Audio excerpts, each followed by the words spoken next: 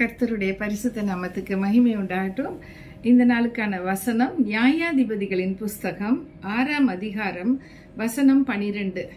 கர்த்தருடைய தூதனானவர் அவனுக்கு தரிசனமாகி, பராக்கிரமசாலியே, கர்த்தர் உன்னோடு இருக்கிறார் என்றார்.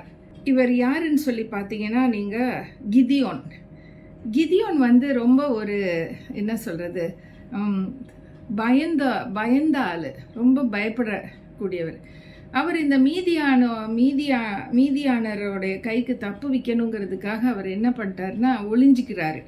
எங்கன்னா ஒரு ஆலைக்கு சமீபமாக எல்லாரும் அந்த ஹார்வெஸ்ட் டைமில் போர் அடிப்பாங்கல்ல, அதில் போய் நின்றுக்கிட்டாரு ஒளிஞ்சிக்கிட்டு.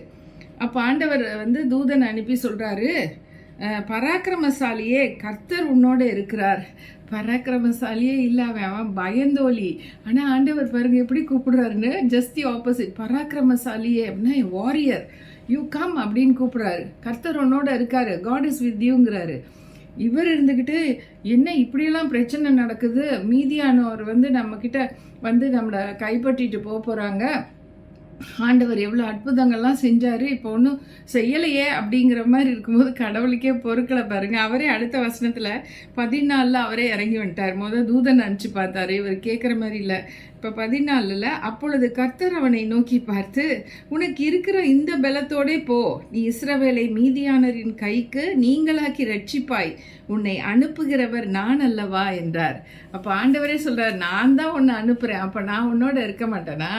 நீ தான் ரட்சிக்கவே போற, நீ பராக்கிரமசாலி ஆயிட்ட, நீ இனிமேல் பயந்தோலி கிடையாது, நீ என்ன இங்க ஒளிஞ்சிட்டு இருக்கன்னு சொல்லிட்டு ஆண்டவர் அனுப்பி விடுறாரு. பாருங்க, நம்ம சுவாபத்தில் பயந்த சுவாபமாக இருப்போம்.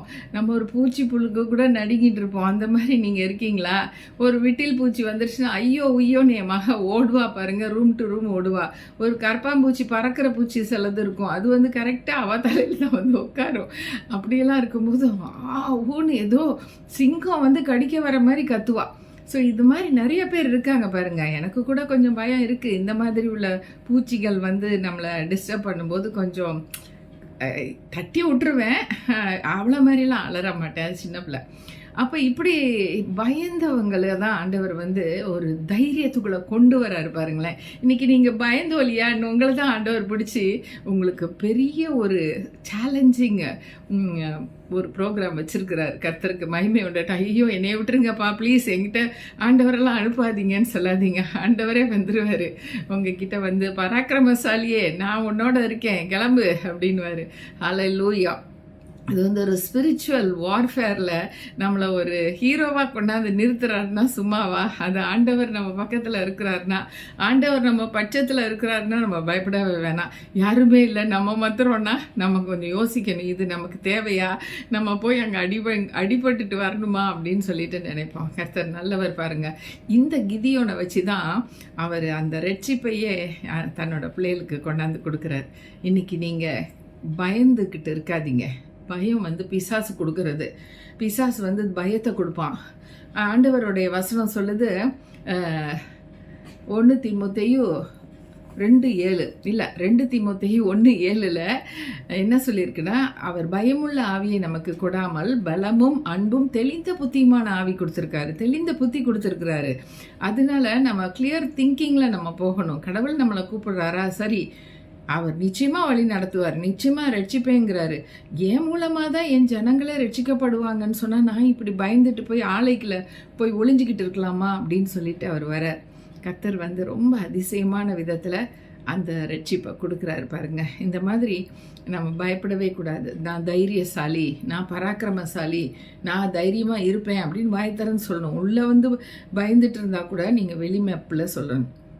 ஒரு தடவை அப்படி தான் பிசாசு வரட்டுற மாதிரி எனக்கு ஒரு வேலை வந்துச்சு. அவர் சொல்கிறார், ஃபஸ்ட்டு என்ன சொல்லிட்டாருன்னா, எனக்கு உடம்பு வலின்னு தான் சொன்னார். ஒரு வயசானவர். அவருக்கு கடைசியில் போய் எனக்கு பிசாசு பிடிச்சிருக்கு, அதுதான் என்னை விரட்டுது அப்படின்னு சொல்லிட்டு அதோட பேரெல்லாம் சொன்னார். நான் ஒரு நிமிஷம் பயந்துட்டேன், ஐயோ இந்த பிசாசு பெரிய பிசாசாச்சே, இதை எப்படி விரட்டுறதுன்ட்டு. அப்புறம் கடைசியில் பார்த்தா பைபிளை பிடிச்சிட்டு கண்ணை மூடிட்டு ரொம்ப தைரியமாக ஜோமனை, இயேசுவின் நாமத்தினால பிசாசே, இவரை தொல்லை பண்ணி அடித்து நொறுக்கி தள்ளி விட்டுட்டு போறியா, போ இயேசுவின் நாமத்தினாலன்னு சொல்லி விரட்டுறேன். பயங்கரமாக விரட்டிடும் போது பேன் ஒரு சத்தம் கேட்கவும் பயந்துட்டேன். நான் ஜோம் பண்ணுறதை நிறுத்திட்டு இப்போ யார் இப்படி கத்துனானா அவர் நான் தான் சொல்கிறாரு. ஏன் இப்படி கத்துறீங்க நடுவில் ஜோம் பண்ணிட்டு இருக்கும்போது அப்படின்னு சொன்னால் அவர் சொல்கிறாரு, இப்போ தான் அவன் வந்தான். யார்?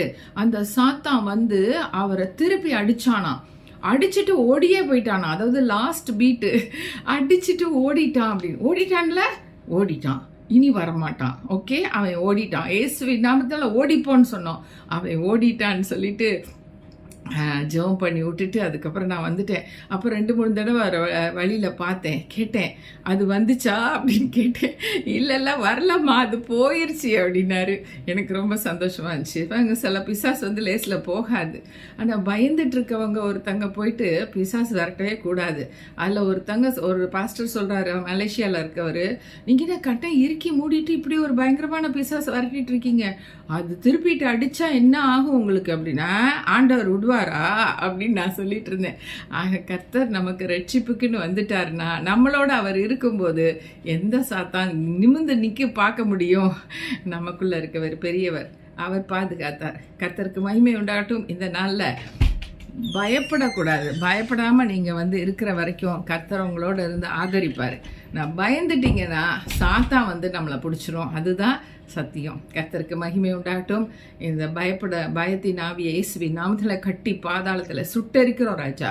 ஆண்டவரே, மத்தேயு 18:18 சொல்லியிருக்கீங்க, நீங்கள் என்னுடைய நாமத்தினால நீ எதை கட்டுவாயோ அது நான் பரலோகத்தில் கட்டுவேன், எதை கட்டவிழ்க்கிறாயோ அது பரலோகத்தில் நான் உடனே கட்டவிழ்ப்பேன்னு சொல்லியிருக்கீங்க. இன்னைக்கு நாங்கள் எல்லா சாத்தானையும் சேர்த்து கட்டி போடுறோம் ராஜா, கட்டி போடுறோம். எல்லா சாத்தானையும் சேர்த்து நாங்கள் கட்டி போடுறோம் ராஜா பாதாளத்துக்குள்ளே. ஒன்றும் எங்களை சேதப்படுத்த முடியாது. அப்பா, லூக்கா 10:19 சொல்லியிருக்கீங்க, இதோ சர்ப்பங்களையும் தேள்களையும் மிதிக்கவும் சத்ருவினுடைய சகல வல்லமை மேற்கொள்ளும், நான் உனக்கு அதிகாரம் கொடுக்கிறேன், ஒன்றும் உன்னை சேதப்படுத்த மாட்டாதுன்ட்டு. சகல அதிகாரமும் சாத்தான் வச்சிருந்தா கூட என்கிட்ட இருக்கிற ஒரே ஒரு அதிகாரம், நான் இயேசுவோட பிள்ளைங்கிற அதிகாரம், அதை வச்சு அவனை அடிச்சு அவனை பாதாளத்துக்குள்ள தள்ளிடுவேன்னு சொல்லி நம்ம தைரியமா இருக்கலாம். ஏன்னா ஒன்றும் சேதப்படுத்த மாட்டாதுன்னு சொல்லிட்டாரு.